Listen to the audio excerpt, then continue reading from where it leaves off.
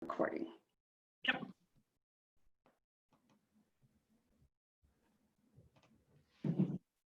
All right. Hey, everyone. We can call the meeting to order. So let's go ahead and do a roll call. All right. Esty Snow? Here. Jonathan Koffler? Here. Tatiana Daknova? Mike Foster? Steve Sane? Becky Ho? Here. Mike Henshin? Here. Jim Zarsky? Here. Lisa Skumat? Here. And then I believe we did have someone else come in. Oh, Mike Foster. Yep, sorry, was having some technical difficulties. No problem, we gotcha. All right. Good to go. All right. Are there any requested agenda adjustments? See if I can talk tonight. I had two things that I wanted to get your thoughts on. And if you want to wait till next month, that's fine. And I missed the sprinkler audit discussion, which I really wanted to check out last month. And I don't expect to rehash that, but just wanted to discuss if we decide on any next steps as a result of that. So that was maybe a potential agenda item, more maybe a discussion at most. And then number two, the fall leaf cleanup that we started last year in collaboration with the Girl Scouts. I know ACES purchased the bags for that and provided that to people that wanted to participate in that fundraiser for the Girl Scouts. If we wanted to start thinking about that for this year as well. So those are the only two things I wanted to see if you guys wanted to add or not. Did you have a chance to go and see the video of the presentation from last month, Jim? Well, I reviewed the report and Okay. I saw some things in the report that I was surprised weren't mentioned for recommendations. Okay. So that's where I'm at with that, but yeah. Well, I'm happy to add that on as an item towards the end, and then if we can get to it tonight, I'm not sure how long the other items will go for, but I'd be happy to talk more about that. That sounds good to everyone? Me? All right. Yeah, we just need to have a vote. And then So- also one thing, Ezzy, if you guys want, I can at some point give a quick update of the budget meeting that happened this a few hours ago and the items that relate to ACES. Sure, if you wouldn't mind kicking us off with that, that'd be great. Okay, Karen, do you need a vote first to add Jim's? We can Well, just vote to add all all three the of those. Yeah, you can add them all three at once.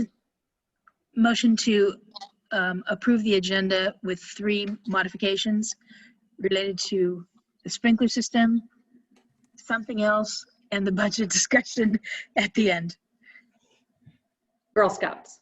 Girl Scouts, thank you. Yeah, I'll motion second seconded. that. All in favor? Aye. Aye. Aye. All right, motion passes. So first off, is there any public comment? I don't think I saw anyone else, but. Okay, that's easy. Ken, do you want to kick it off then? Yeah, so we only made it through probably about 30 to 40% of the budget, so we're gonna have another budget meeting at some point in the near future. But items that came up related to ACES, we discussed the sustainability analyst, and there was general support from the board. There was some discussion as to whether or not the best way to accomplish the goals of that position is through a staff member, through a consultant, or through some combination of the two. The way it was left is town staff is going to go back, talk it through to make sure that everyone's on the same page as far as what the best method would be to accomplish our goals, and then come back at the next budget meeting with a recommendation for a path forward.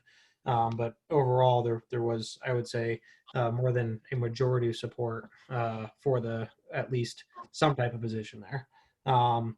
We did not get to the Parks and Rec capital budget, but what is in there that I think relates to ACES and one of the recommendations you all have made is there is $125,000 budgeted for xeriscaping projects and design throughout town for this year, followed by $100,000 each year for the next 4 years.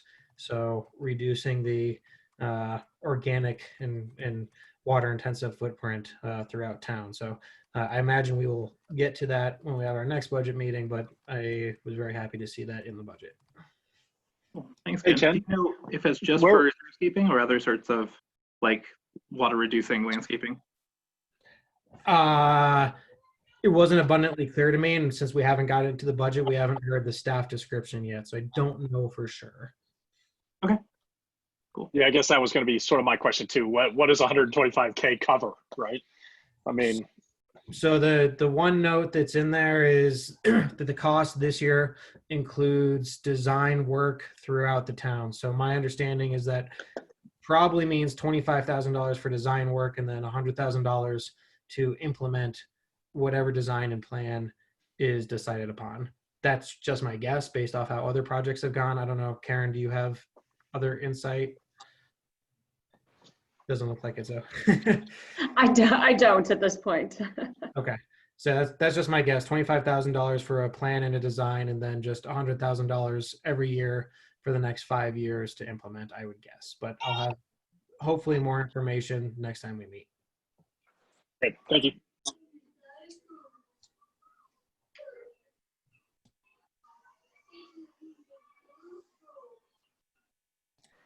Ezzy, you're muted. Thank you. Moving on to the discussion items, assuming we can discuss.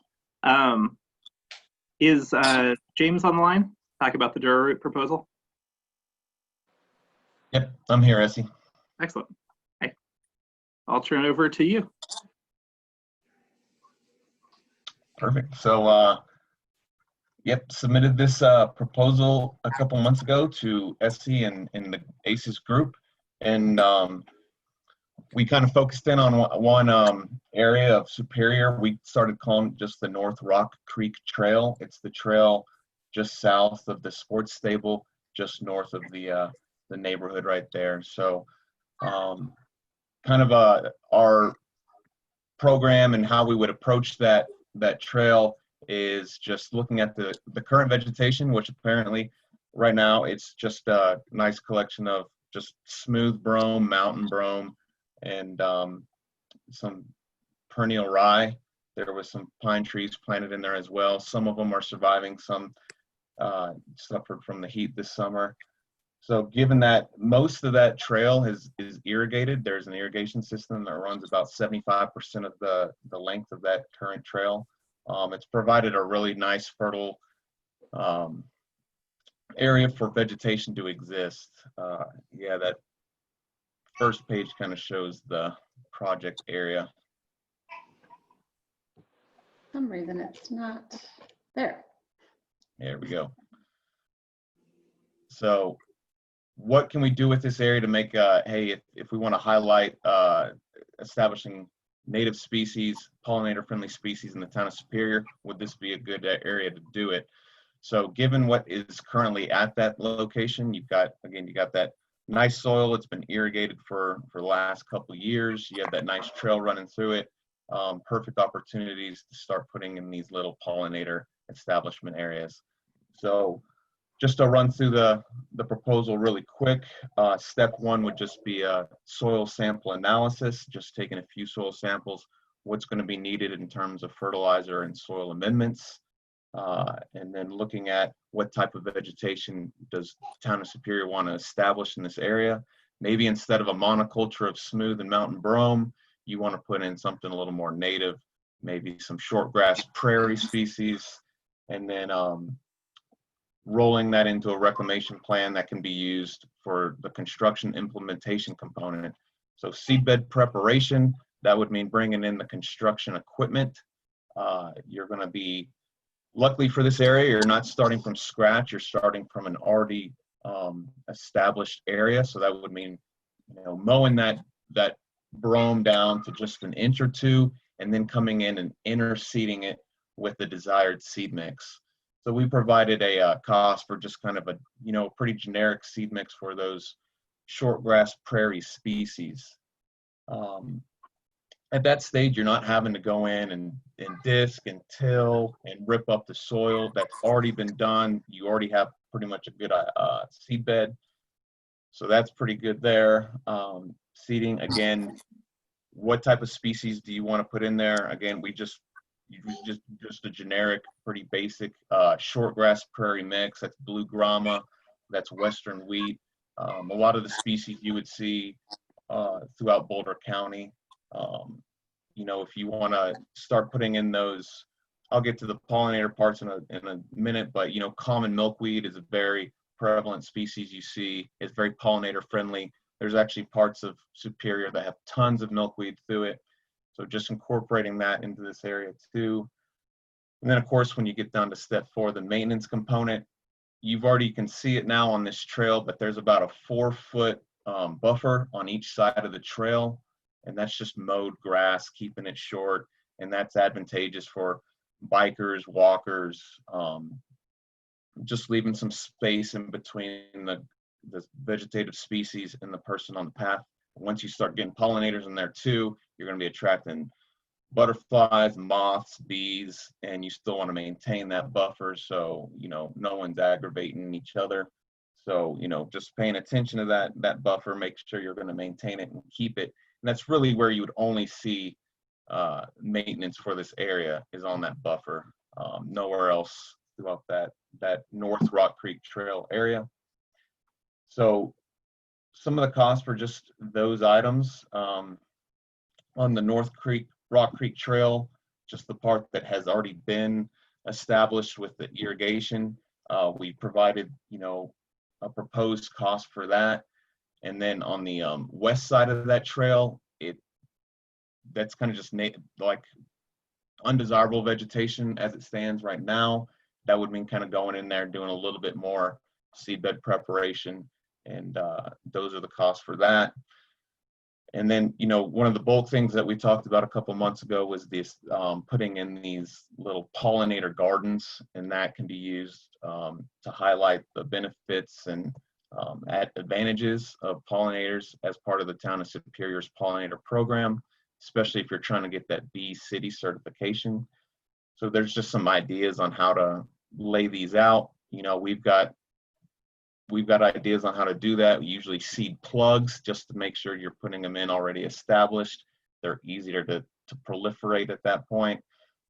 We kind of just threw out the idea of you probably want 4 along this North Rock Creek Trail, and then provided a proposed cost for that.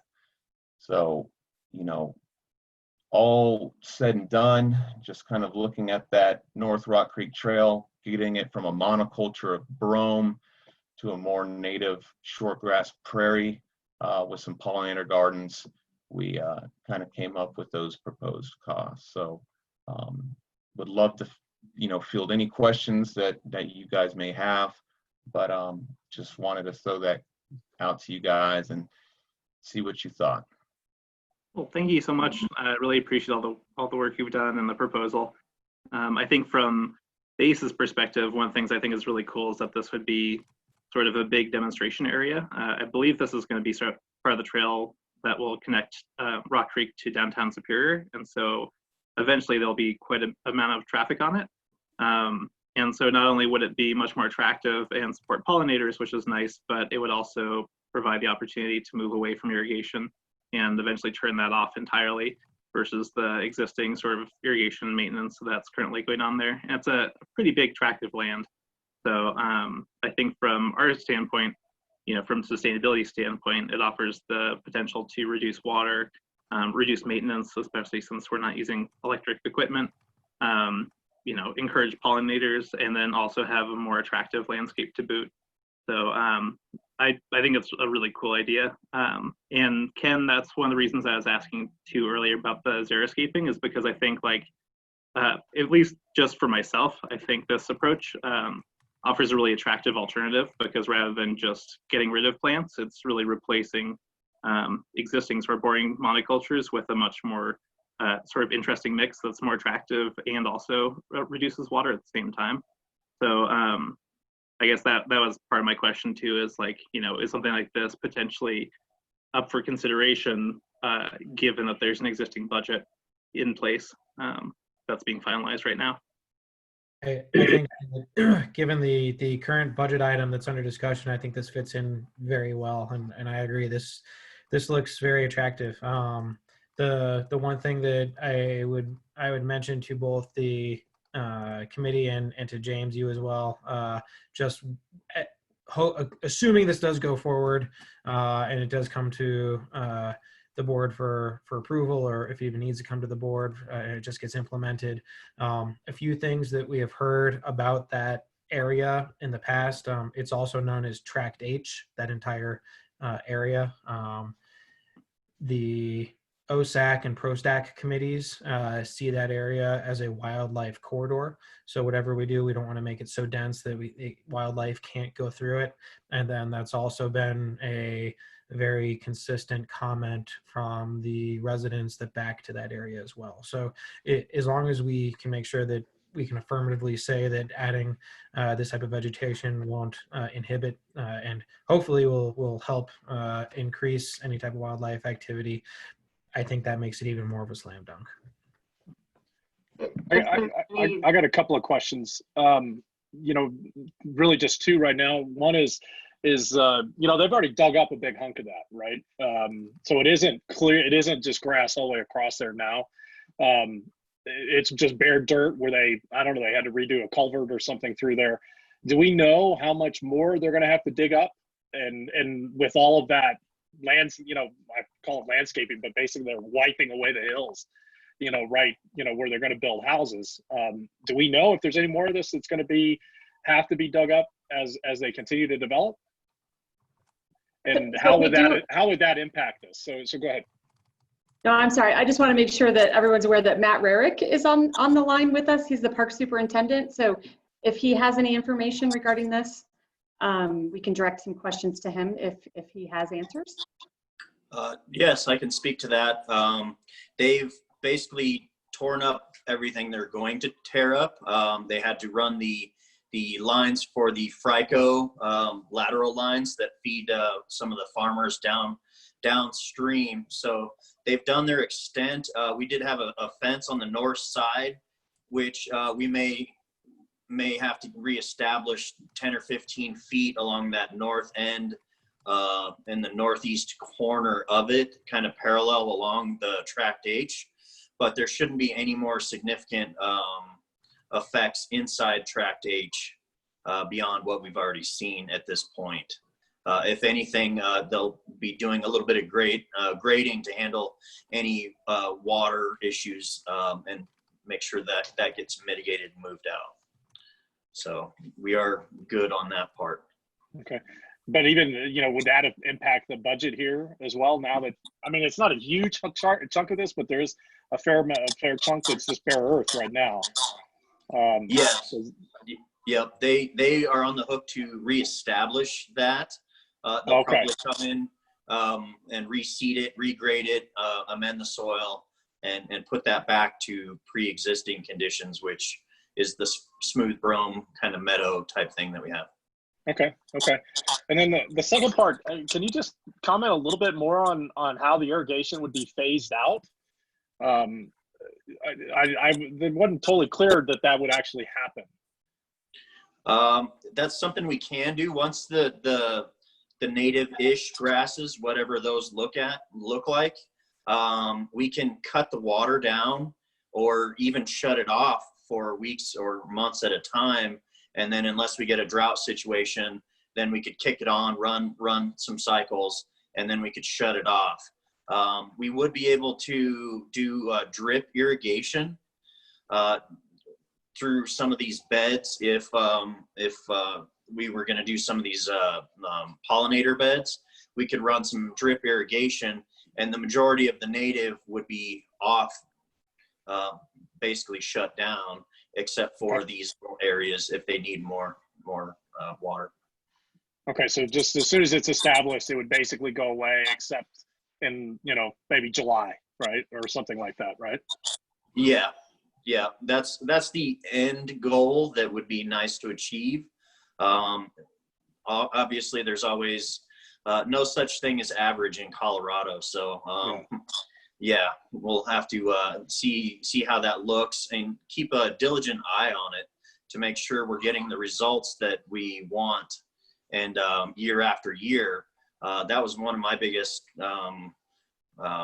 things that piqued my interest with this project was the year after year.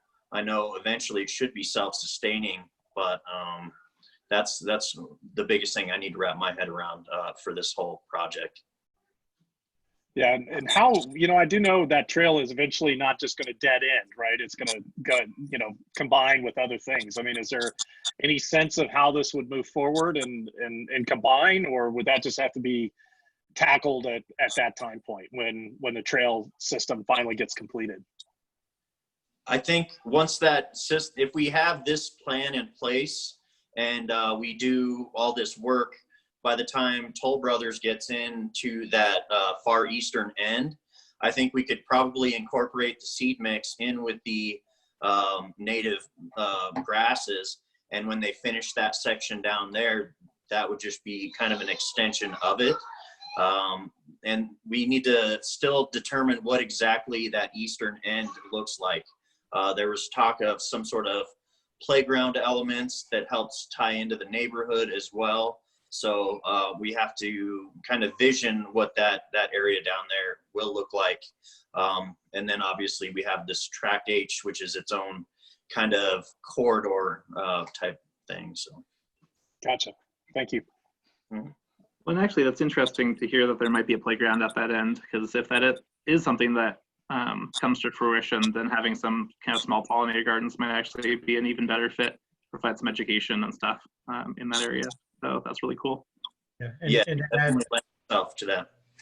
Yeah, to add a little bit more detail to that, to the playground piece, the application for Toll Brothers that got approved by the board actually included a condition that Toll Brothers put forward. I think it was $200,000 to $300,000 to build that playground. So it will be built. Toll Brothers application was contingent on it. So the real question is when. I think it was tied to after they finish the second stage of the 4 stages they have of building. So it might be a couple years out, but there will be a playground down there.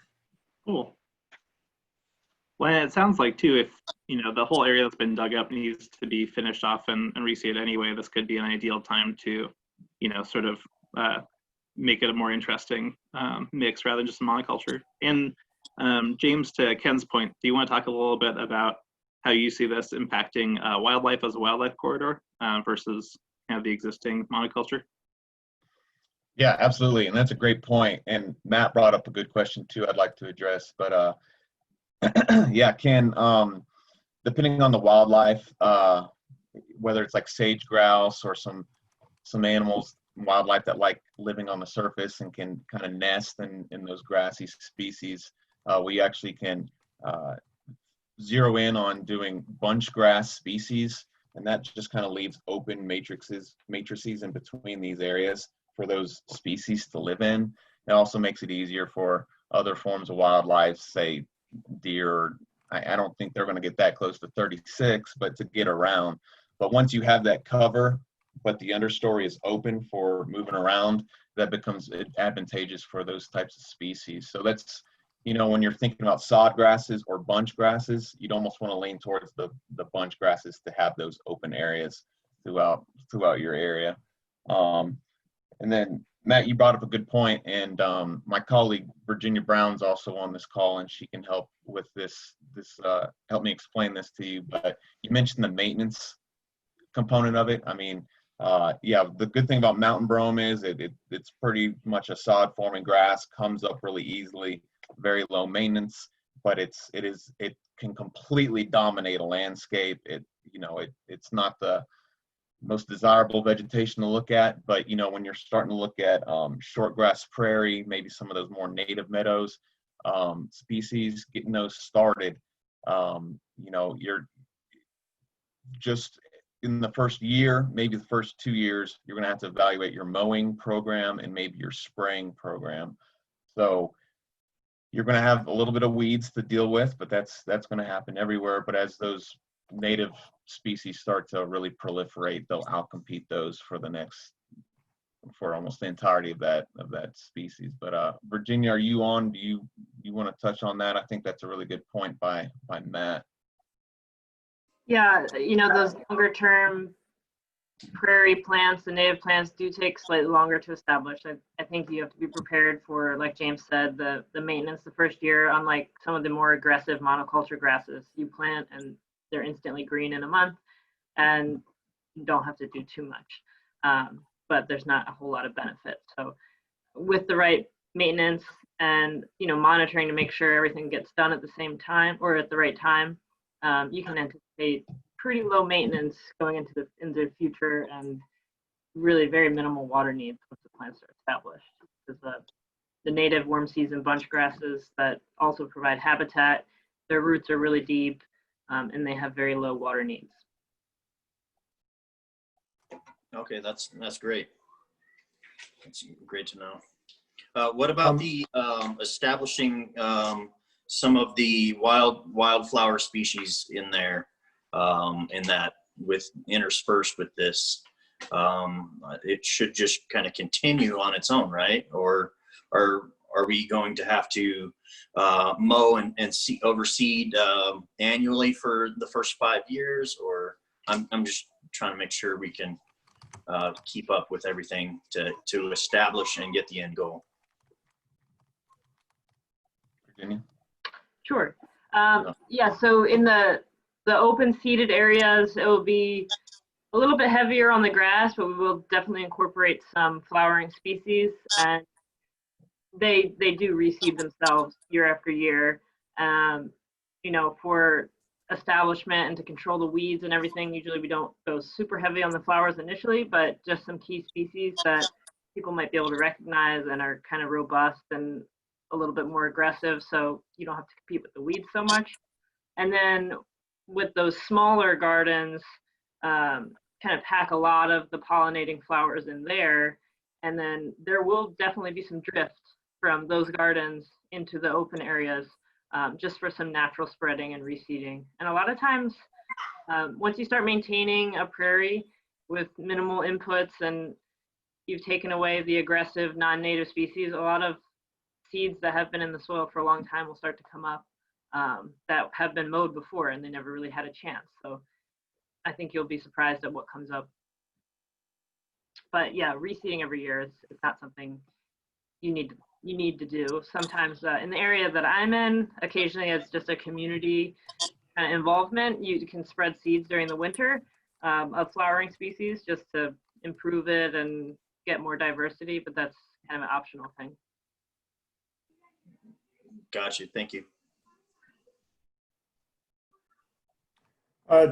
James, I had a couple questions. Did your financial analysis include kind of I'm assuming there's going to be savings long-term with xeriscaping when you factor in the water costs and the mowing and maintenance costs for paying. Do you have some numbers to kind of support that statement in your proposal of what long-term savings we'd be looking at? I'm assuming there will be savings long-term, maybe not the first year or two, but yeah, could you comment on that? Yeah, it's not in this proposal, but the whole goal of this program is to eventually get off of the irrigation completely. And, you know, like Matt said, there are going to be times, maybe you get a really hot, dry summer like we just experienced, where you'll need to put drip on for a little bit, or, you know, your full irrigation for a few instances. But, you know, we want to move completely off that. We want to take mowing completely off the schedule for Superior. Spraying, all of that. So we're going from a program that, you know, turf grasses, monocultures that need to be watered frequently, and just get that cost down to nothing. We want to get your mowing and maintenance costs down to nothing. So I can follow this proposal up with, you know, some more documentation to show that that's kind of, you know, where we've seen that work. I apologize for not putting it in this proposal, but, you know, that's kind of our end goal. And, you know, just, I know when we've been talking about this for the past couple times about, hey, where are good areas in Superior to start putting in xeriscaping and looking at, you know, ideal areas for native Colorado species. We parked at Purple Park. A bunch of us went out to look at Tract H, and as we were kind of walking around Superior's Greenway, you know, they're just like Essie had mentioned, you know, these medians in town of Superior, there was water coming out of them because they were being so heavily irrigated to support turf grass on those medians. And I know it's, you know, your landscaping crews have to go out there and mow those. So that, and again, that's just kind of like, hey, here's an excellent opportunity with those maintenance costs, those watering costs just on those medians, and take that down to zero by xeriscaping. So, you know, that's ultimately the goal, is to get those costs down to nothing. Yeah, it'd just be great. Oh, go ahead, Ken. I was just going to say, James, I absolutely support what Jim was requesting with that. I think that type of language and additional support in a proposal will help at the board level if and when it gets to the board, for sure. That's basically what I was going to say. I think the environmental benefits, of course, we're pushing for this, but I think it would help our pitch to the board, the savings that they're going to get and from the maintenance, the mowing, obviously the water. You bet. I mean, Matt might even, and it'd be nice if we could use real numbers, you know. I don't know if we have a cost per acre for the current landscaper to maintain and mow lawns, you know, a cost per acre to water stuff. I mean, it'd be nice to use real Superior numbers. If Matt can provide some of that, that'd be great.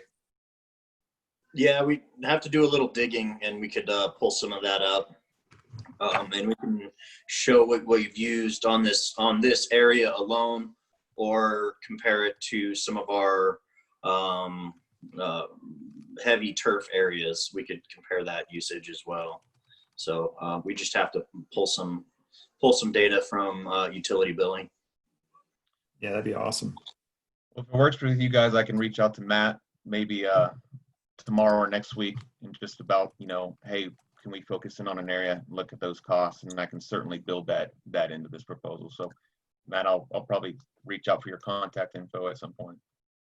Okay, yeah, that'd be great.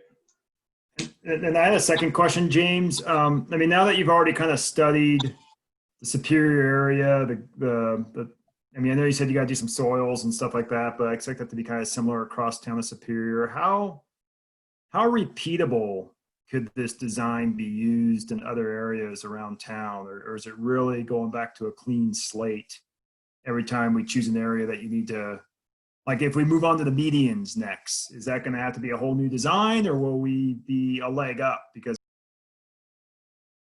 kind of? And you know, I think, you know, it's always going to be, hey, we just want to take a couple of soil samples. You know, you might think that soils are the same throughout Superior, but, you know, they're going to be widely different. I can guarantee you that. And then just, are you guys happy with a certain seed mix? And there's a bunch out there, but, you know, just say we stick to the same, hey, native meadow, native shortgrass prairie that you see throughout Boulder County. We got that one. Then you are going to start to see pretty, you know, those costs are going to start just mirroring each other. So it's all going to come down to how many acres you want that on. So I'd say really it comes down to what you're working with. So looking at this this North Rock Creek Trail Tract H, you know, this the eastern 75% of this, you know, you're not going to have to do much to it as far as seedbed preparation. And by that, I mean deep ripping it, disking it, tilling it, working it in. But on the western 25%, that's going to need some seedbed preparation just because it's kind of been neglected throughout all this construction. So that's going to be the tipping point on, you know, how much is going to be invested in these areas. But yeah, I think you can use this Tract H North Rock Creek Trail as kind of almost a standard of, it's always going to be those 4 steps. And then just the cost will vary based on how many acres are dedicated to that project. Thank you. You bet. It sounds like maybe for next steps would be if we can get the additional information about potential maintenance and water savings, just to discuss at the next month's meeting. And then for Matt and Ken, what do you think the best next step is if we want to move forward and propose it? Should we propose it to the board, or is there sort of a better approach?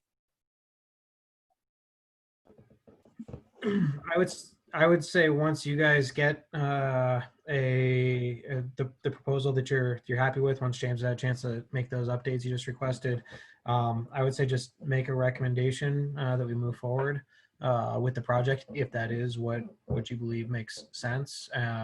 And then I think what we could probably do is get you on the board's agenda for the committee presentation time, and you could take 5-10 minutes to give it a pitch. And the one thing I don't know is if this was already included in the xeriscaping that's foreseen in the budget, and how this intertwines with that. I assume they intertwine quite well, and this would be this could be part of that. So I don't see that there would be any issues there, but I think getting the updated proposal and making a recommendation and then getting in front of the board is probably your best bet. Okay. Would you be willing to do a little bit of digging into the budget assumptions and see if this might make sense, or if there's someone else I'd be happy to reach out to? But yeah, no, I'll take a look at the broader budget packet again and see if I can find a little bit more information about it, and I'll forward that out to the group once I find that. okay, thanks. And then James and Virginia, would you also be open to presenting to the board? I know you've been great about coming to our meetings and sharing information, but is that also something we could bring you in for? Always. Okay. Yep. And the only other thing that I want to check into as staff is the purchasing policy, just to make sure that we're doing all of that correctly. I mean, obviously these are just recommendations and the board makes the final decision, but I just want to make sure as far as how deep we're getting with Dura roots, so that I make sure we're following proper policy. Yeah, I was wondering if there's like an RFP requirement. If we go, is that kind of what you're basically saying, Karen? If we hit a certain dollar amount, we have to go to the streets on this. Like, do you know, Ken, if we have to do that, or? Based off the amount, James, can you show the amount again? It was less than, let's see, make sure I saw that. 3,000 all in for everything broken out. It was less than 25K, so I believe the town manager could possibly approve that. Yeah, I think this is a small enough amount that it won't have to go to a full competition. But Karen, following up with that always makes sense for sure. But yeah, just with my little staff hat on, I think that would be best for me to do, just so I make sure that we're following proper policy. Yep. Sounds great. Cool. Well, James and Virginia, thanks again for joining us tonight and putting together this proposal. I personally think it's really pretty exciting, and hopefully we can move forward with a recommendation next month. That'd be great. Well, thank you, Essie. I really appreciate it. And Karen, Ken, Matt, really appreciate you guys. And Matt, I'll try to reach out to you tomorrow if that's okay. Yeah, that's fine. Send me an email or whatnot, and we can set something up, and we could probably chat for a while early next week or something as well. Perfect. Thanks, man. Thank you. And Ezzy, I just looked up in our broader budget packet what the description is, and it's again very basic. All it gives us for detail is in 2021 design and first phase of installation, and each following year add more xeriscaping enhancements. So okay, very broad based. Cool. That sounds great. All right. Well, thanks again. If there are no further questions or comments, we can go ahead and move on to the next agenda item. But yeah, really cool proposal. And then Karen, do you want to share your screen? It looks like that dropped off.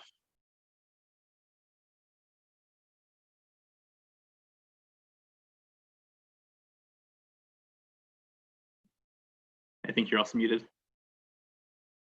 Yep.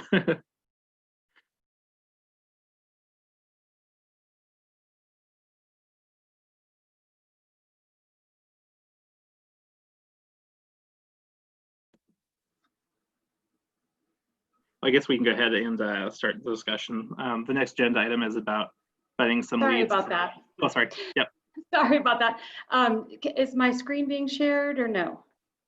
Not that I see. Okay, let me work on that. But one thing I did want to, Matt Rarick, I wanted to pull the sprinkler audit questions, whatever those were, so that Matt doesn't have to hang out until the end. So I don't know if we can do that really quickly so that Matt can take off.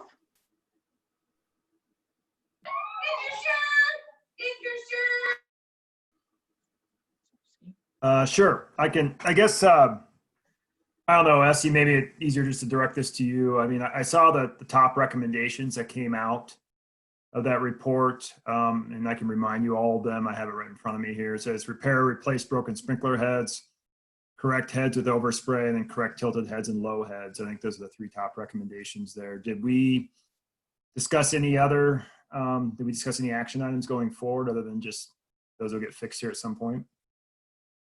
I think, as I remember, Matt, we discussed a variety of the recommendations, and my recollection was that the team was going to move forward with as many of those recommendations as soon as possible. Is that a correct resummation, Matt? Yes, we're moving forward on some of these. I was trying to wrap my head around how best to analyze the improvements to the irrigation efficiency and track that. That was something you guys had brought up. So while we can do these changes, I'm not sure we may be able to compare water meter readings with like weather averages, ET averages, and see if we can tease out some information after a while. That was my biggest kind of hang up, was how to collect that data and see those efficiency improvements. Yeah, and just for clarification, Jim, we had asked last time when we were talking with Matt if there would be a way to estimate potential savings so that we could sort of highlight the work that the town is doing with all these improvements. So that's what Matt's talking about there. So yeah, thanks for the update, Matt. I mean, I haven't done a sprinkler audit. This is my observations just around town in general. And I was surprised not to see this as a recommendation in this report. But I really think we overwater our lawns. I would say that correcting heads and all that kind of stuff would help some of this. But I mean, we constantly have water running down the street when the sprinklers run. And I know we got a lot of clay soil. So, I had one of those free audits done by Resource Central at my house several years ago, and they said you really can't water clay soil for very long because it will run off. Because clay does not absorb water very quickly. And I'm wondering if that's the issue. And like I said, I was surprised to see that they didn't really analyze run times in this report. I guess they used the reason that since they're weather controlled that they couldn't look at that. But that was, and even when James was on earlier, he said he stepped on the medians and they're soaking wet. So I'm just trying to understand the connection between these recommendations and kind of what I'm seeing around town, to see if there's some thoughts around that. Yeah, there's we actually do 2 cycles. We split up the recommended irrigation time based on the weather data. We actually break it down twice. So it hits it for 10 minutes and then comes back again, lets it soak in, and then another couple hours later, it hits it again. So we do that. Some of the tricky parts is the scale of what we're working with is difficult. And some areas, 1 year it will be really wet and we back it down, and then the next year, for whatever reason, we water the exact same, and the next year it's dry or wet. It changes. So it's a dynamic thing, and we have 75 irrigation clocks. I think almost 3,000 irrigation zones at the moment. So it's a dynamic animal that is always a moving target. So we did take all these recommendations in heart and we're trying to make those improvements, but it will take a little bit of time. I remember when I first started working here, you could drive by Purple Park and look great at 40 miles an hour, but middle of the day on a 100-degree day, you couldn't walk in it without soaking your feet. And that's something we've been working to reduce over the years. And it's taken me 10 years to get the grass to retrain so that it doesn't freak out on the one day we turn it off to mow, or 2 days. So it's a long-term process that to still keep the aesthetics that most residents and everybody wants. But yeah, we're definitely looking at some of these areas to reduce that runoff and modifying some of these schedules. It just, you get into it, and there's a lot of programming that goes back on the back side of it to make some of this happen. So it's something we're always striving to do. Yeah, I can appreciate that. I mean, I struggle with my 6 zones in my house alone, 3,000 at the town level. I guess I'm trying to figure out what can be done to help you guys out to make your life easier. Is I get maintaining a lawn is some of it's trial and error, like you said, but you know, I'm going on 20 years living here myself, and it seems like every morning I get up, I drive up Rock Creek Parkway, and there's water running down the street. And, you know, while the West Coast is on fire as we speak. So it's just not, I don't think it's good. You know, it looks good to our town, our visitors, to kind of see us not using water in a smart way. And I know you have your hands full, Matt. I don't want to discredit that by no means, but another common design I've also seen for our sprinkler system, and I'm sure this is done to save money back when these sprinkler systems were involved, is you know, if you can picture a sidewalk in our town, like let's picture the sidewalk along Colton on the south side, where you have a strip of grass between the sidewalk and the street, and then you have grass south of the sidewalk, where I've seen the rotating sprinklers in the small strip between the sidewalk and the sidewalk and the street that are shooting literally over the sidewalk to water the grass on the other side of it. So you're basically watering the strip between the sidewalk and the street, the sidewalk, and the grass. And I know some areas we do have split sprinklers on covering both sets of grass, but I don't know if there's any plan to eventually pipe that correctly, that we're not watering the sidewalk as well. I don't know if we've looked into that, correcting that. That may be something once the system ages out, or we can lob it up as projects and do a phased approach to reevaluating some of those. Some of it, you know, it was just an older design, and that's kind of some of it how they did it. Other areas, like you mentioned, are much better, and it's split and minimizes that overspray. But that's something that maybe ACES could recommend. We put in maybe a long-term planning goal, or that PROS master plan to help reevaluate the age and what is that, the infrastructure, aging out in infrastructure and replacement, and then put that in so we have a tickler. Okay, we know in 5 years that we need to maybe reevaluate this area, see how the system is holding up, or, you know, maybe that one's okay and we can pick some other goals or options. So I think that's something we could probably look at doing long term. Okay, that's a good feedback. I mean, those are my two personal observations, but I didn't know if any of the rest of the ACES wanted to weigh in, or if we want to discuss action items here next month, or that's it.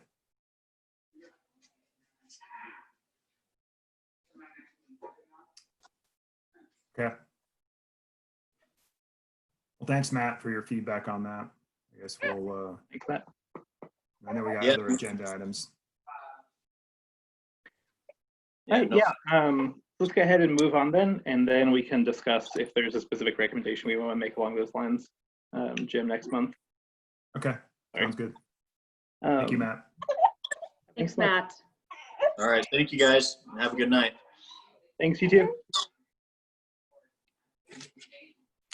All right, so next up is, we've kind of got two big programs that ACES has been working on. One is the Partners in Energy program with Excel, and the other is the Green Business Recognition program with the PACE program. And both of those we're losing. In the case of the Green Business Recognition, we lost our point person for that. And Lisa's moving in the not too distant future, and so we'll need a new point person for Partners in Energy. So I want to talk about that and see if we could find some volunteers to take on those projects and be sort of the leads. Partners in Energy is a program with Excel that we've talked about, and it's really about— Do you want me to explain it? Oh, sure. Yeah, if you want to, go for it. So Excel Energy works with communities around the state to develop energy plans.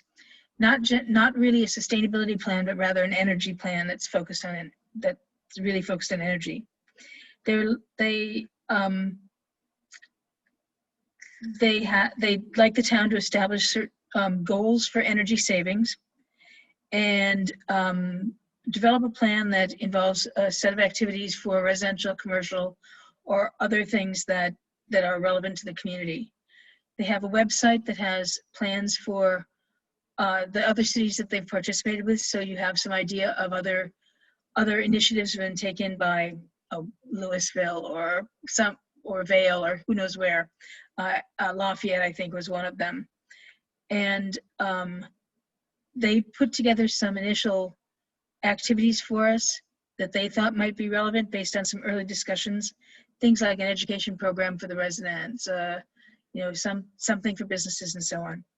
What they need is a person to be the point person between Excel and the town to go about developing that plan and those specific whatever specific initiatives the town's ACES committee thinks are most appropriate for Superior, and then make those happen and monitor it over time. Most of the initiatives, frankly, are kind of geared at letting residents or businesses know about Excel programs.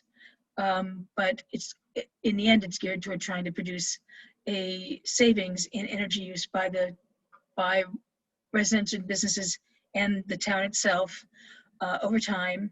And they will provide data that monitors that sort of before and after information to let you measure that progress. The first step that we had in our program was we had proposed a pilot study to see what kind of impact we could get at the residential level in town. We gave a report on what kind of levels we saw last week, and you can look also at the goals that other cities established and met. So what the person needs to do is periodically meet with Excel by conference call, bring up the strategies and development and selection of strategies at the ACES committee periodically, get some sort of champions to help make those things happen and monitor it over time. That's it. Well, thanks, Lisa. Hey, Lisa, this is Mike. Does Partners in Energy, or Excel rather, offer any financial incentives for communities that participate in this effort? Really great question. I thought up front that they did, but not so much. They will it's mostly about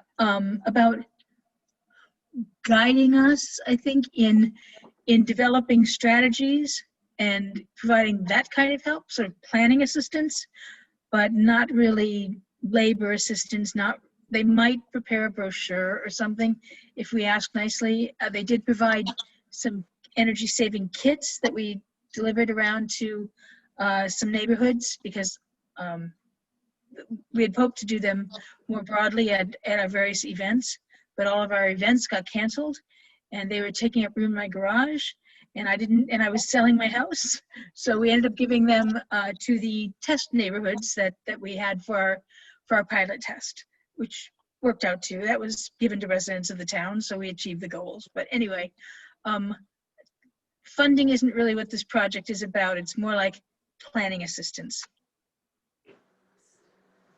Oh, and outreach assistance in terms of how to craft a good message, that sort of thing. Great, thank you. And from my perspective too, I think Lisa's done an amazing job taking this and directing it towards something a little bit broader for sustainability as a whole. I know they'd like to see us focus a little more on energy. And so, Lisa, feel free to tell me if you disagree, but I suspect the way we could kind of shape this going forward is, given all the research and work that's been done, sort of transition from that sort of project into more of a communication outreach and working with town staff to craft some messages, highlighting energy efficiency opportunities and those types of things a little bit more than we have, and then tying the partners in energy work in with the goals that hopefully we'll discuss next, as a way of sort of getting towards those efficiency metrics. And so hopefully it won't be quite as time intensive if we take that type of approach. Well, and I hope that you would keep it a little broader and not just do it as an energy plan, but rather as a sustainability plan. I think there's absolutely no reason to, if you're going to do education, there's no reason to only do energy. Why wouldn't you partner with a few tips about, water and recycling as well? So. Yeah, no, that's a great point. And I should have been clearer too. I was thinking that we could take the great tips that you've developed through the program and share those out too. But I was thinking more just in terms of kind of filling the rest of the year for Partners in Energy, also focusing on the stuff they want us to highlight too. And so we can do a mix of outreach and figure out how we can kind of share the message about sustainability broadly, including efficiency and other things, and recycling, waste management, sort of. More specifically. They were glad when we got to the energy tips. Yep, I'm sure. So with that, does anyone have questions or want to volunteer to help lead that initiative once Lisa is no longer in Superior?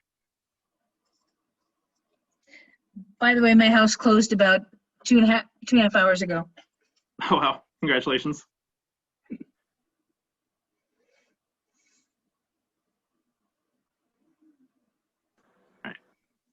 Gee, people are clamoring. Yeah, this is Mike. I'm interested, but I also want to hear about the green business before I commit. Okay, fair enough. It's just a tough act. It's a tough act to follow. Yeah, yeah. I know I'm not going to do justice to green business in the same way that Lisa did to Partners in Energy, but I'll do my best. Well, I think the rest of it's a little less labor intensive than the part that we did already. So I think you don't have to freak out too much. I misunderstood what the project was about when I submitted the initial application. So I had committed to some things that took staff time from me and my staff, but it was interesting and fun to do. So it's okay. But the rest of it's not really nearly that kind of labor intensive. So. No, and again, Lisa, thanks for all the work you've done. You've done a tremendous lift, so it's been awesome to see. It was interesting. So the Green Business Recognition Program is, again, in partnership with the PACE program, which is a Boulder County initiative. Largely, I think they're also broader too. But essentially, they provide free information and then additional support for primarily businesses to kind of evaluate their current energy use and then identify ways of improving that over time and improving efficiency. And then within that, as part of that program, they offer the ability to partner with local communities to give recognition for specific businesses that have actually gone ahead and made significant improvements to improve efficiency and sustainability. And so in the past, what we've been talking about is both providing stickers to businesses that get that sort of certification from PACE, and then also highlighting those businesses at town events, which obviously is less of an issue right now. Hopefully next year we'll be able to do more of that again. And so really that is, I believe, what should be a pretty light lift of just being in touch with the PACE program, making sure that we get the right number of stickers and that we coordinate with, for example, the Superior Chamber of Commerce as needed to highlight and recognize those businesses. But again, that's already sort of, the framework's been built out, and so it shouldn't be too heavy of a lift. And it might be easier now if everybody can only do Zoom meetings, huh? Right.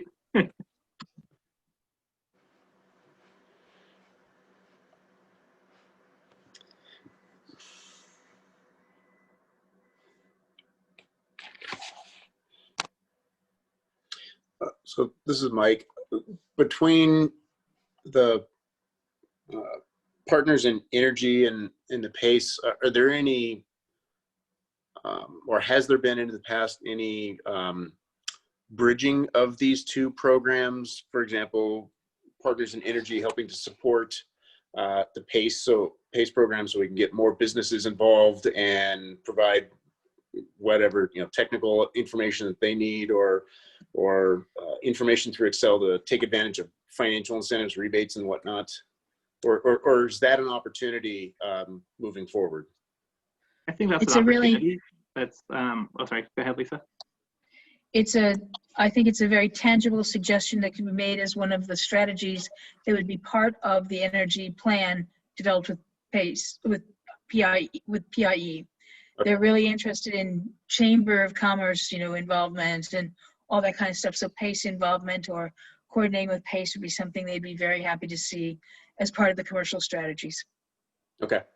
And PACE does provide some information on available rebates and incentives, but it's not like we haven't made those links between Partners Energy and PACE. And sort of what happened is that Caitlin, who was leading up the Green Business Recognition Program, sort of phased out her involvement at the same time or shortly before Partners Energy really started taking off. And so there's just been a little bit of a disconnect there. But I do agree that there could be some really cool opportunities to kind of merge those two a little bit. Yeah. And it could be pretty successful besides, because I think if you saw the presentation that we did on the survey, residents in Superior said that they would view businesses more favorably and be more willing to shop at them if they had sort of some kind of green label. Green business sticker on their front door kind of thing. Yeah.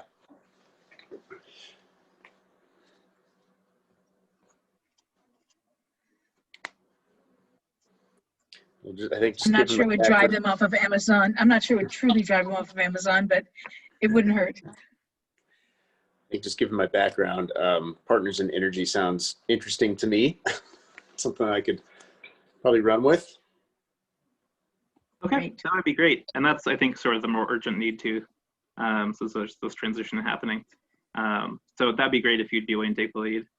Yeah. And is anyone else interested in the Green Business Recognition Program? I think that's not sort of quite as urgent for now. We definitely want to find a point person for that, but you don't necessarily have to do it right now tonight. I might be interested in that. This is Steve. Okay.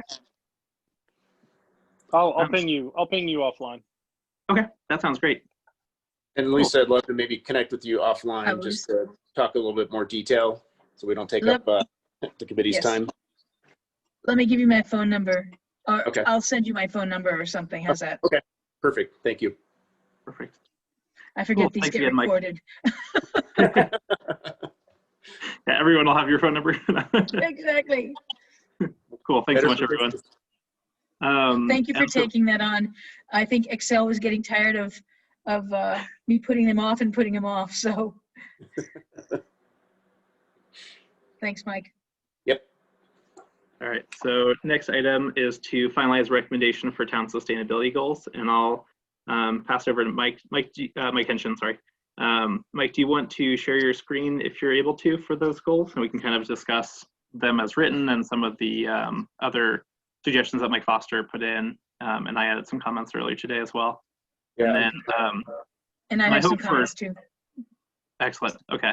Yeah, my hope for today is that if possible, I know we're a little bit short on time, but if possible, I'd love to finalize these so that we could officially recommend them to the board.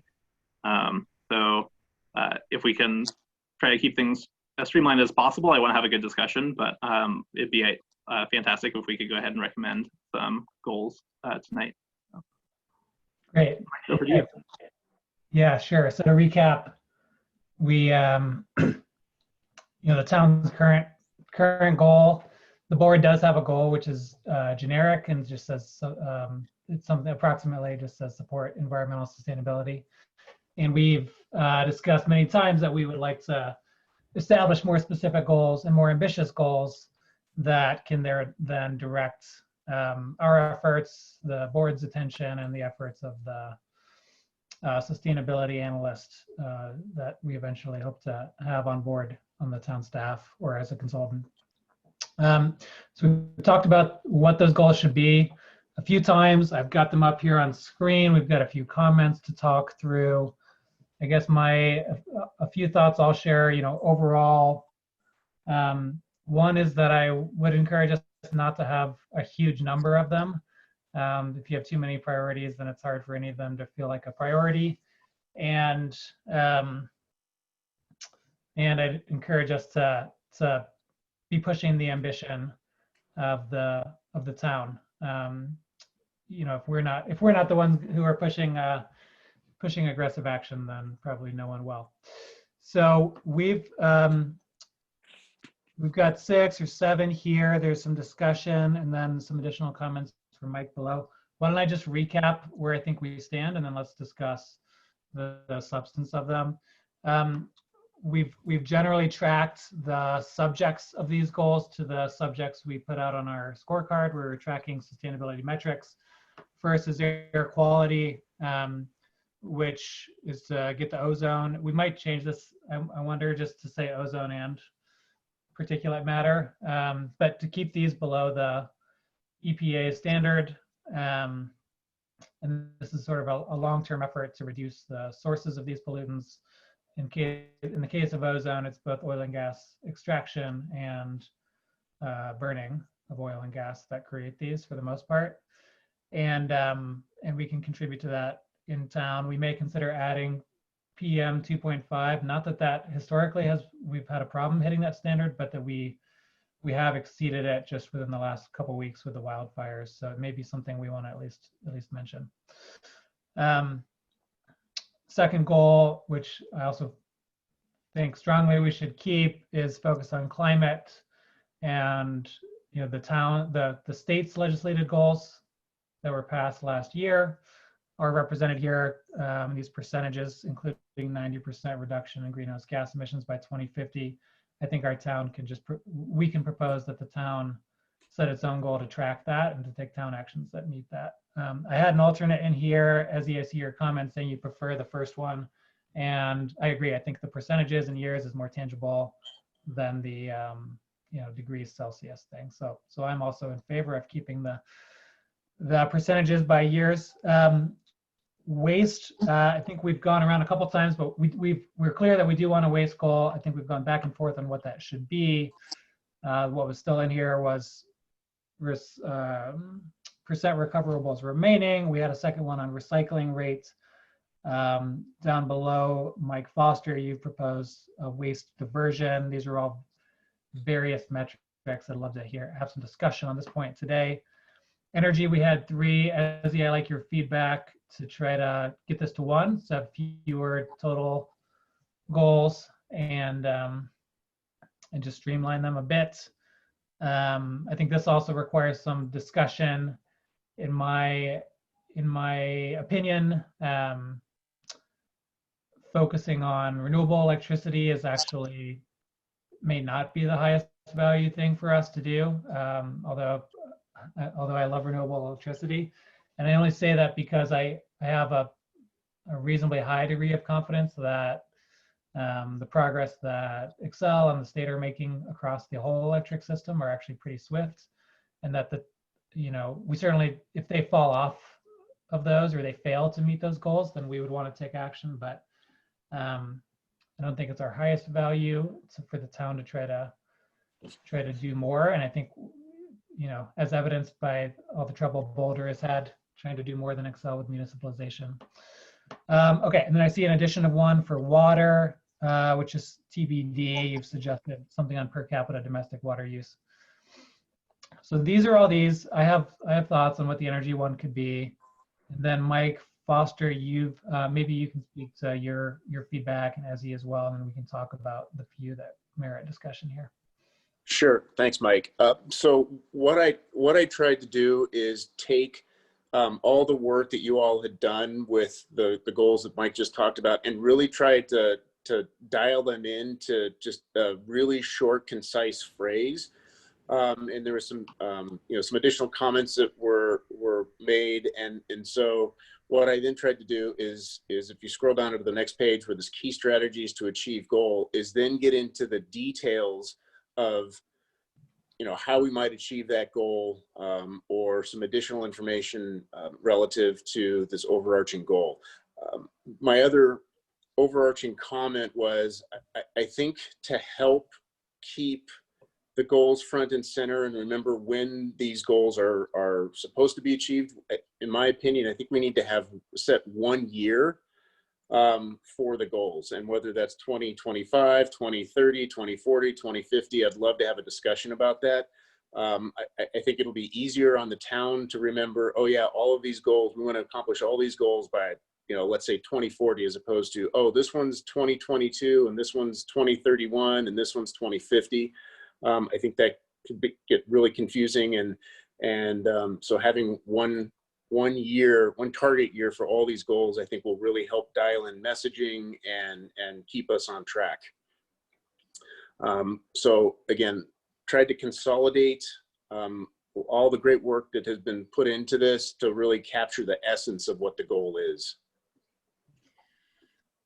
And So, oh, go ahead. I was just going to add to Mike, your point on that. That is a very good point, and we as a board had a brief discussion on that today during the budget meeting, is in regard to the sustainability analyst that's being discussed for being added to town staff. And I don't think I absolutely agree with you. If we can put dates to this, let's put a year to it. If we can't, I think the hope is that whoever we bring on can help us lay out a more precise roadmap to get there. So if we can, let's do it. If we can't, we should be able to get there, assuming the board approves the expenditure. So I thought your idea of putting together the strategies to get the goals as well was useful and interesting. I was focusing on the goals, and Mike on the. I think we should, given the experiment and people's interest in the survey and what level of energy savings they thought they could achieve, I thought we should go for a reduction of about 5% per household for our energy goal, kilowatt hour reduction, because we can get those metrics from Excel as part of the program. It's a lot more than many of the communities have done, but a little less than what people think they can do.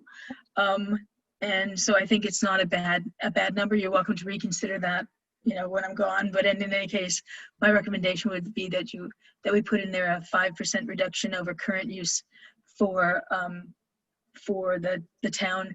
I don't think the goals should be any later than 2030. I think 2030 is on the high end, and it should be less than that if we can do it. Doesn't mean we have to meet everyone, but we sure should have made good strides toward all of them. But I really like Mike's idea of having them all be 1 year. I think that would be a really good thing to keep in everybody's mind and keep everything clear. On the recycling goals, I have some real specifics on it. I think we should have a primary goal, but I'd like to have some things we can measure as part of that. And while I really like the PRR, it's going to be hard for us to get a measure on that routinely or regularly. We can get a diversion metric periodically, or a generation per household, which is even better perhaps than the amount of recycling. The generation, because we get every 6 months ish, we get information from the hauler on the trash and the recycling that they collect, and we can get the information on the yard waste as well. So if we add those three together, divide by the households, then we've got information on the generation per household. And if that goes down, that helps indicate waste reduction as well. So I think that would be a good primary metric for us to consider.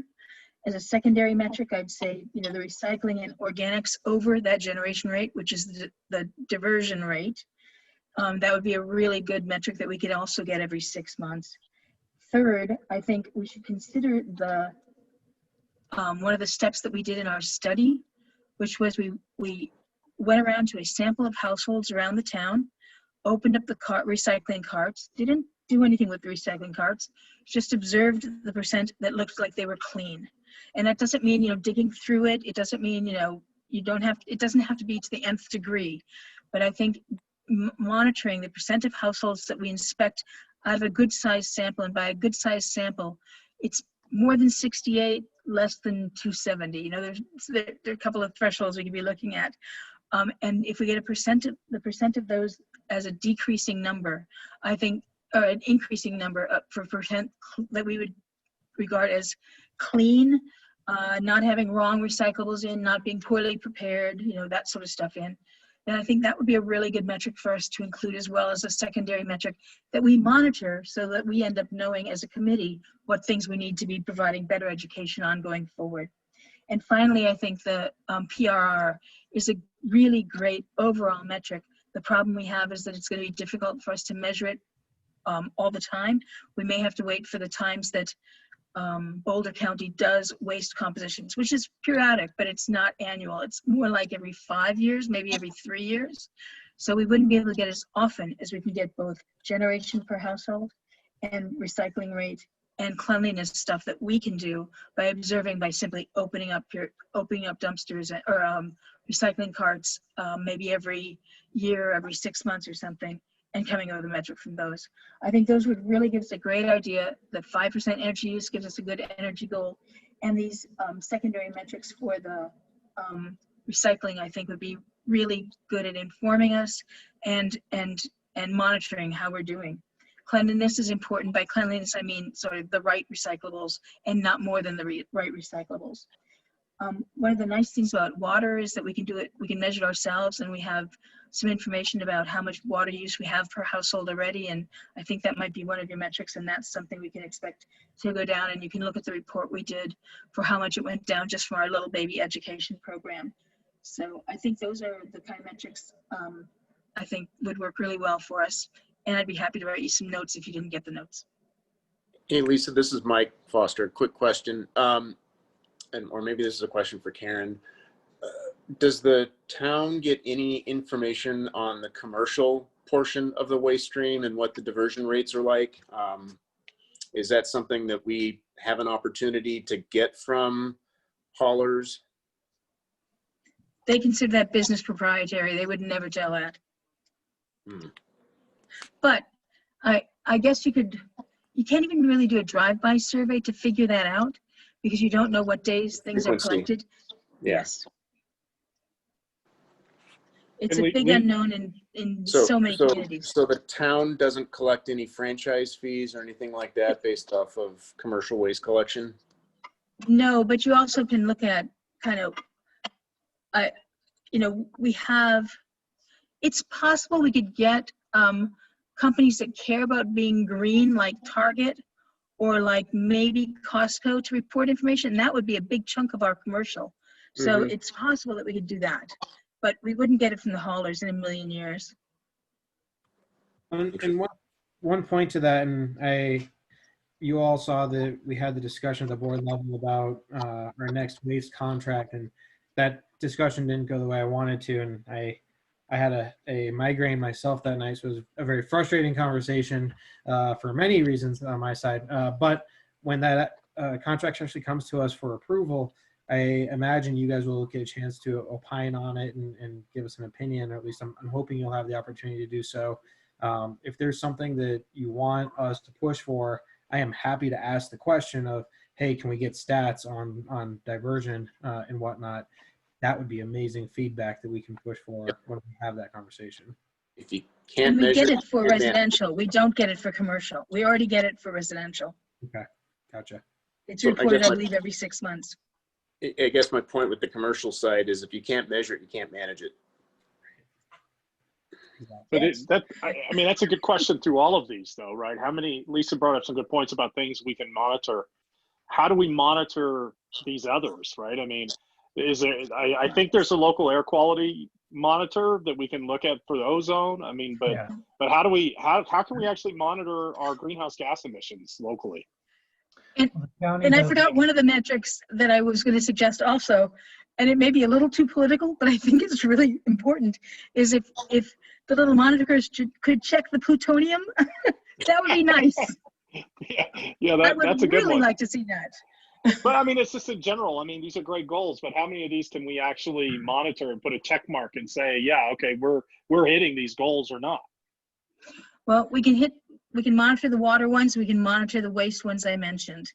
The climate ones, I think, are purely modeled out of perhaps the Yeah. energy, by the energy reductions and the trash reductions, we can get direct estimates of the greenhouse gas reductions from All your scope one third-party, emissions, easy secondary models, really easy models. your Okay. scope one, and scope two emissions. Well, I mean, the air quality is monitored directly by the state, and we can pull the data. The climate Local now. there's an inventory performed periodically by Boulder County, which I believe is the best resource. And the dates, they do it every 4 or 5 years, so the dates may not line up with our dates, but. But for the greenhouse gas, we can get estimates of what our actions are doing besides, from using the WARM model. Yep. And an ICLEI model, I think. So anyway, there are a couple of models we can use. Yeah, ICLEI, and you can use in the Carbon Disclosure Project model. So there's some resources out there. And then we could get at what our actions are actually doing rather than the aggregate of what everybody's doing in Boulder County. We can certainly compare whether we're doing better than average Boulder County, and that would be a good thing to do too. Maybe to beat Boulder County's average would be a good thing. We are Yeah. spirit. Like, can we just state that as a goal, I guess? Do better than Boulder. Yeah, just do better in Boulder. The scorecard has some of this, right? Yeah, we've got the numbers. I mean, Okay. the Boulder County inventory gives a greenhouse gas total for the town of Superior. It's the county, it doesn't give Superior, that's the point. Yeah, it does. It's It got a does. Superior Does? number in there. It does by city. Yeah. Fantastic. So that's a good resource over time. We can supplement that with the other modeling resources that are available. But I think it's reasonable for us to measure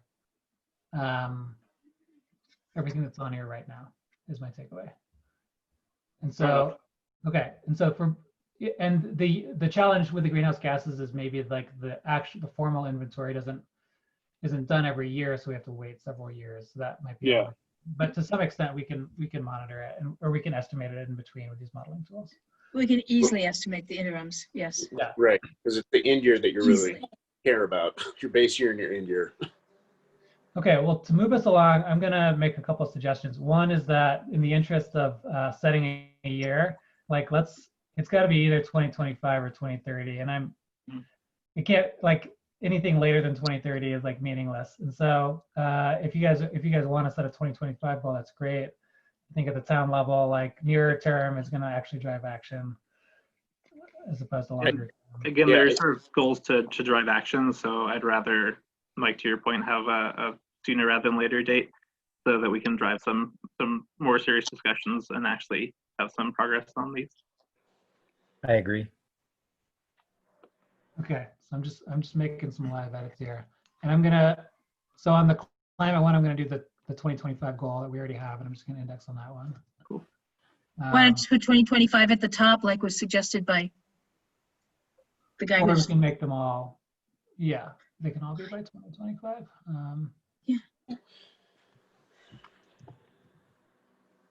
thank you. So I know we need to start with goals on this stuff, but then how are we going to meet the goals? Is that going to be kind of the discussion after the goals are approved, or would the board come back and be like, these goals are great, but how do you plan on meeting them? Yeah, Jim, Well, I think we need to um, say, that's what some of these strategies are down below that that Mike Foster added. And I think that's part of what the sustainability person would do too, right?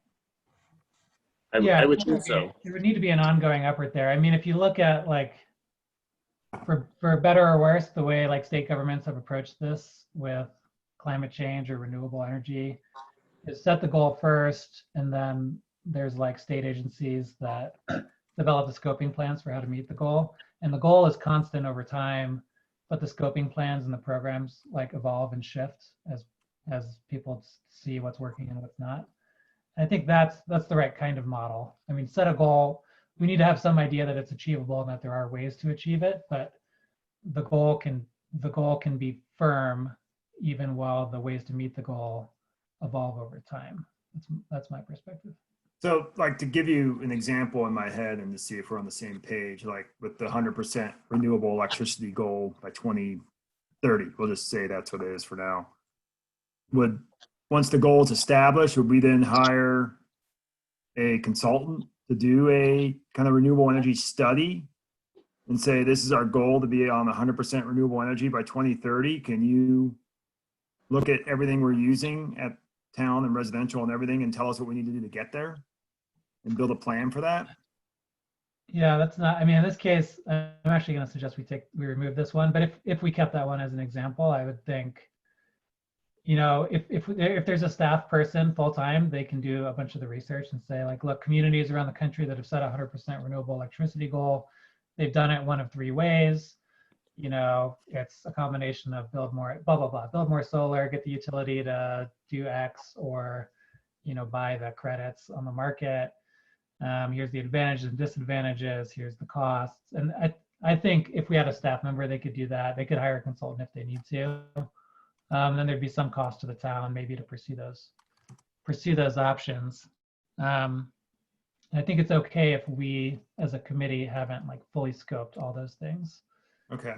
And to your point, I think under the renewable energy, a couple of the strategies that I outlined here, I think could help address that question that you just asked, because right now it's unknown because I personally don't know all the ins and outs, but these are, I think, some strategies that the town could leverage to achieve that goal.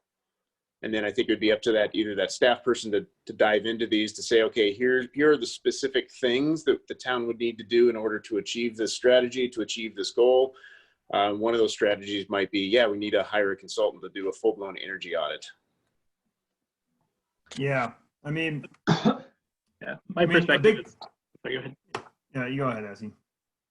Yeah, I was just gonna say too that like one of the big challenges I've seen in all the time I've been with ACES and before it was ACES is that there's not really a clear mandate from the town for a lot of the stuff we're doing. And so there's sort of a general, like they want to do sustainability, but there's different ideas about what that should entail. And some board members have expressed that they just want us to do like education to residents. Others actually want us to do deep action. I personally think that as an advisory committee, we should be giving actions that directly help actually create, significant change in the town to help us meet sustainability goals. And so from my perspective, I think the main point in having these goals is to really provide sort of a drive for both our committee and then also hopefully a town staff member as well to come up with solutions to meet the goals. And so I think the goals are sort of the first part in creating the impetus to do more significant work and really drive action and make it harder to have a situation where, we spend a lot of time turning our wheels to come up with a suggestion that we think is really great for promoting sustainability that ultimately doesn't get approved by the board because there's a mismatch in expectations about what they want from us versus what we are looking to do. And so I think my own personal feeling is that we should have pretty strong goals that create an impetus for change, and not necessarily, I really like all the strategies you put together, Mike. And I think for this particular recommendation, it would actually be helpful not to have strategies listed, because I want it to be a little bit more open-ended and sort of challenge the town to like look at all options, and then we can evaluate each of those specific strategies as an advisory committee and add them to the work plan and provide specific recommendations to the board based on that.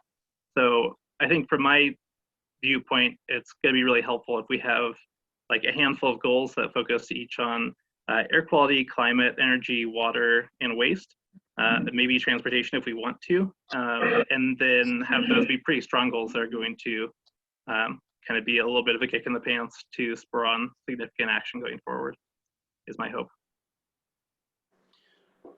Well, I think where the rubber meets the road, SC, is that the town board is going to have to start line iteming in their budgets an investment to meet these goals. And they're not going to be able to line item that investment until they know what it is. And who's going to determine what the investment is? And that gets back to doing the study to meet the goals. And we're going to need $2 million to invest in a PV system to get off the grid or whatever in the next 5 years. So the town needs to put 200,000, whatever it is a year on their line item to make that investment.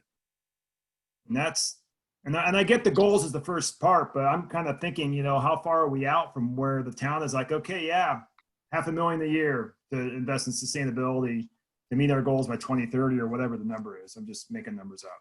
But well, I don't think the level necessarily every. Oh, sorry, go ahead, Mike. I mean, I think for us to like go to the board and say we want you to adopt these goals, like what are we like asking for? What type of commitment are we really asking for? I think we're not asking for a firm commitment that no matter the cost, they will spend whatever it takes to hit these goals, and every future board will continue that. And if it costs $100 million, then we'll spend $100 million. I think the commitment level we're looking for is like, we believe these are important and we commit to like taking action to try to meet these. And the first step in taking action to try to meet these is to like scope what it would take. And I think, realistically, the way this goes, the way I've seen it go in other places around the state and country is like, you got to go make a plan to meet them. And there's another opportunity to debate it when the plan comes up. And so, yeah, I don't know. There's a little bit of like a leap of faith because you don't know exactly how you're going to get to each goal and how much it's going to cost when you set the goal. But that's part of it, in my opinion. It's just, that's the North go Star out there and you set the aspiration and like you get started, and there's no way to have a perfect plan anyway because you don't know how things are going to go. But it sets the North Star for the efforts of the town. Yeah, at least it sets us up to have those conversations, Jim, to your point. Whereas right now it's sort of, it's harder to bring those up because we sort of need a North Star to work towards so that we know what research is going to be most helpful in figuring out strategies to accomplish these. And some of them will require, consultants and more of a town investment, but I think others can be, done more through education and the types of work that the committee's traditionally done. So I think mostly it's just making sure that rather than having a goal that, we want to support sustainability, which is sort of meaningless, we have some specific, clear things to work towards that provides some structure to what both the committee and ideally the town staff can work on. Yes, this is Mike. I just want to follow up on a point that you made, and I think it's an important one. This is not going to fall squarely on the shoulders of the town government itself. This is going to be, if this is truly a community goal or community goals, then it's going to be the residents, the businesses, the town government, all working in collaboration to achieve these goals. And I think part of the town government's role will be to rally, Ken, this will be part of your job, and the town board's role is to rally the community around these larger goals to say, hey, this is what Superior believes is important, and we've set some aspirations for ourselves in the next 10 years, and it's going to take a village to achieve these. And so it's not just the government doing it. It's just not the local residents doing it. It's just not the businesses. We're doing this together.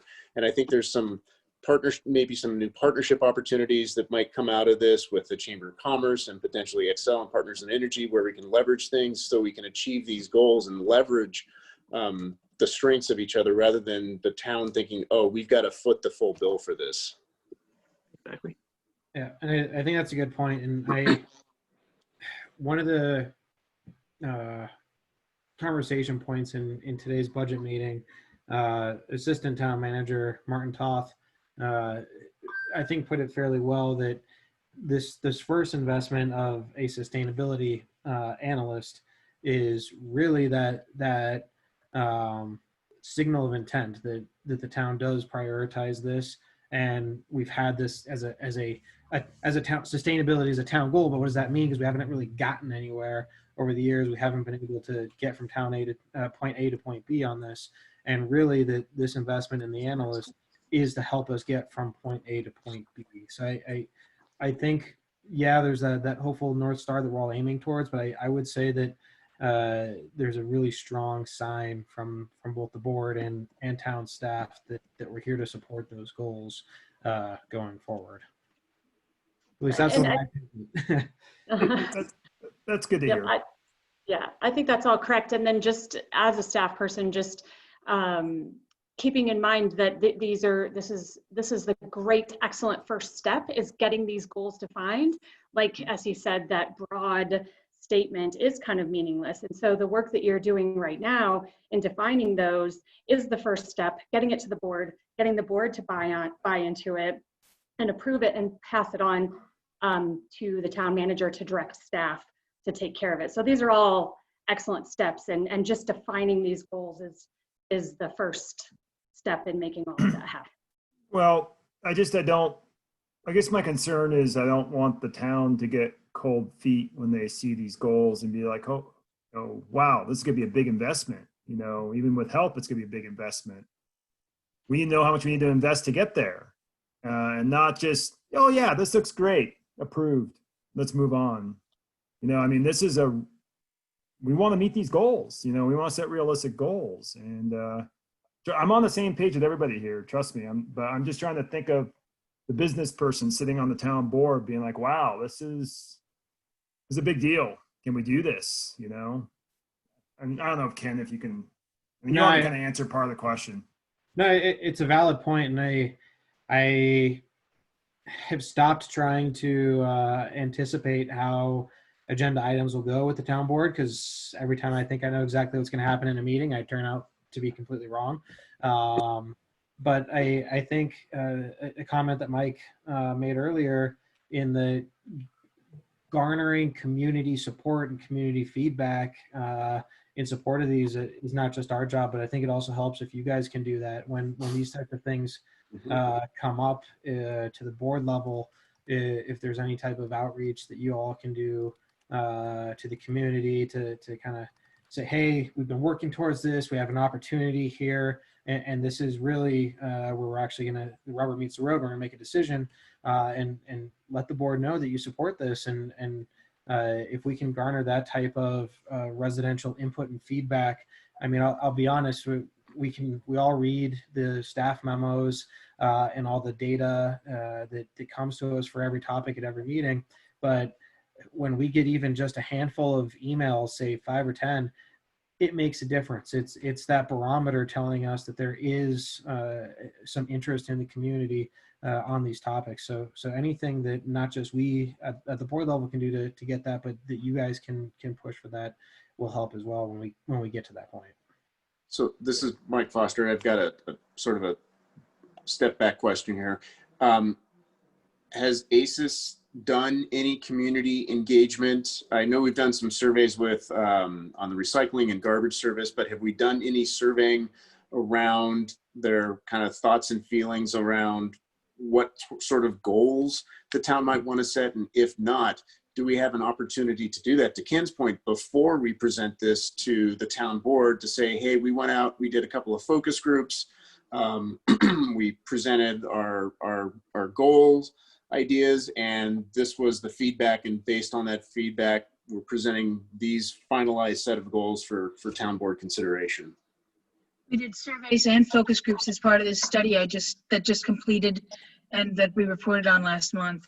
So I'll send you the information from it, but we explored goals and activities people were interested in seeing done. And was the survey based on Beyond recycling? Yeah, is it based on these 7 goals that were initially developed? No, we asked about water, recycling, and energy. Okay. Yeah, so if we get to a set of goals among us that we like, then we could vote to agree that we support them. But a next step could be at least inviting public comment and public input. Potentially something more engaging, like a focus group. And I don't know if any of you have participated in any of the engagement sessions so far, but one of the really powerful tools that the town has recently invested in is a website, shapesuperior.com. And we've got on there right now a naming contest for the CenturyLink property we just bought for open space. We're gathering feedback for the Parks and Rec master plan, creative placemaking. That would be just a phenomenal platform for you all to kind of push and gather information once we get down the road to that point. And Ken, who would we reach out to about getting involved with that platform, or is it open to? So that's in our department, and Kevin Cologne manages that. So I can get you get him in touch with us, or if we have questions or whatever. But Kevin Cologne would be the one that we would need to talk to. Okay. Well, this has been a really excellent discussion, and I think we definitely need. Oops. Oh. You're back. I'm back. Okay. So I was muted by the host, so I couldn't unmute. Oh, can you guys hear me okay now? Yeah, you're good. Sorry. You're good. Yeah, no, I think we should continue the discussion. I know it's late, so I want to be conscientious of people's time. So my proposal would be to keep the discussion going next month. And in the meantime, if everyone could go in and make some specific recommendations about, ways we could tweak these goals as applicable a little bit. And Mike, if you want to take a first stab at kind of combining some of those energy goals, that might be helpful. And then we can all come together next month and continue the discussion, and also figure out next steps around the community engagement piece as well, because I agree with that. That's a really good idea to get community feedback on that. Does that sound good to everyone? I'm almost done typing up the ones I raised, so that with the goal, the sort of why or discussion of it, the measurement plan, and what strategies. So Excellent. Thanks, Lisa. I've got that almost done. Okay. And then I'll also be sure to put the Girl Scout item on the agenda for next month as well, since we didn't get to that yet. Sounds good. Okay. Yeah. And then Izzy, I wonder if we've chronically put this at the back of the agenda and been short on time, so I wonder if we might put it at the top of the agenda next month. Yep, absolutely, you got it. All right. And then will you add the sprinkler follow-up discussion to next month as well, Essie? Sure. Yeah, so sprinklers, Girl Scouts, and sustainability goals. Yep. Sounds good. And I'll make sure that PIE knows Mike Foster will be the new contact, and I'll attend whatever first meeting happens. Okay, thanks so much, Lisa. Thank you, Lisa. All right. So just so I'm clear, do we want to edit the first 7 goals, or edit the summary of the goals that I've put together? Just want to make sure I'm focusing on the right thing. Yeah, I'm advocating that what's currently 1 through 7 be a different number, that be the main product here. I would agree too. Yeah. Okay. Well, thanks so much, everyone. It was a long meeting, so I appreciate everyone hanging in there and having a really good discussion about the goals and everything else. So hope you all have a good night, and look forward to meeting again next month. Oh, I'll Karen? send a summary to Karen after this. Thank you. Okay. So you'll do the notes and the summary for the Yes. happenings. Perfect. And then I did just want to real quickly thank Lisa Skumatz for all of her work and dedication to this committee. And we wish you the best in the future. 21 Thank you, years Lisa. with the town, right? I mean, Yes, I may look to you guys for recommendation for the Silverthorne Sustainability Committee. If there isn't one, I might have to start it, but if there is one, I might want your recommendation for it. And if we were only in person, I'd have even brought a cheesecake for a celebration, but I'll just have to eat one on my own. So sorry, I'll eat it in your Amber. There you go. Yep. Thanks again, Lisa. Thank you. Thank all. you, It's Lisa. been a real pleasure serving with all of you. And don't treat me as a stranger. I'll only be up the hill. Sounds good. All right, thank you. Thank you. Thanks, Thanks, everyone. everyone. Welcome to call me anytime. All right. Thanks. Bye-bye. Yeah.